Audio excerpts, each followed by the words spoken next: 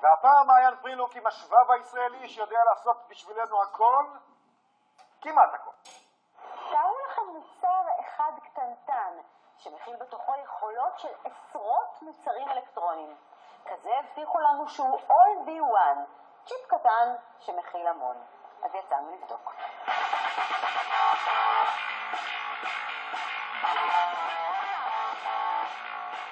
המכשיר הקטן הזה מסוגל לזהות פריצה לבית, לשמש כלחצן מצוקה, לזהות כשהילד שעונד אותו יוצא מטווח שהגדרנו לו מראש, להתריע לנו כשמישהו מנסה לקחת לנו משהו מהמגירה במשרד, לשמש כמד קרינה, כמד טמפרטורה, לאתר את הטלפון שלנו אפילו כשהוא שקט, לזהות כשמישהו מנסה לפתוח לנו את הדלת של הרכב, ועוד.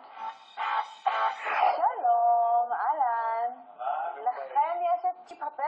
מה זה המוצר הזה? המוצר הזה הוא המוצר היחיד בעולם בגודל שלו מכיל כל כך הרבה פונקציות. אם אדם נמצא במצוקה, אם אדם מתעלף, לחיצה על הכפתור מעבירה הודעות מיידיות דרך הטלפון למי שהגדרת מראש. יש בה דברים שאין בטלפון, למשל הוא גלאי גנבים או כל בן שמתקרב. ובטלפון אי אפשר לפתח את זה. זה לא קיים. היזמים כבר ניסו לגייס כסף באמצעות אתר מימון ההמונים אינדיגוגו במטרה לפתח את המוצר. אז ברשותכם אני רוצה לבדוק את הפיצ'רים ומה זה יודע לעשות. הבאנו כאן במחסן הגדול הזה את הסנסור, את All V1, ומה יקרה כשאני אעבור לידו?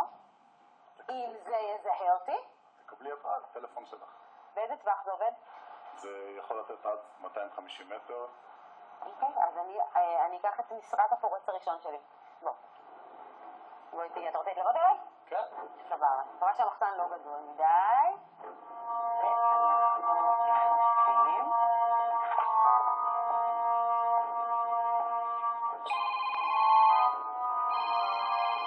Human Detection Alert. הרעיון ב-All V1 הוא שהוא פתוח למפתחים נוספים, וניתן להוסיף נוספות. מיון. אני מבינה שהוא גם יכול לזהות קרני UV? כן, נכון. אז בואו נראה אם יש שמש בחוץ, לא כל כך, אבל בואו נבדוק.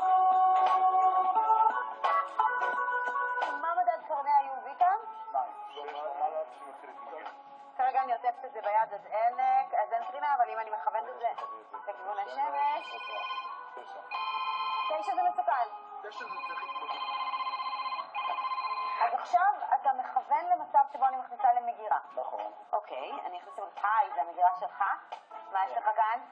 הרבה דברים. מה? איזה דברים? אוקיי. כן, אז נניח שאתה לא רוצה שיגעו לך בזה, בסדר? אני מכניסה את זה. ועכשיו אתה אומר שברגע שמישהו יפתח אתה מכוון? עכשיו אני מכניס לזה.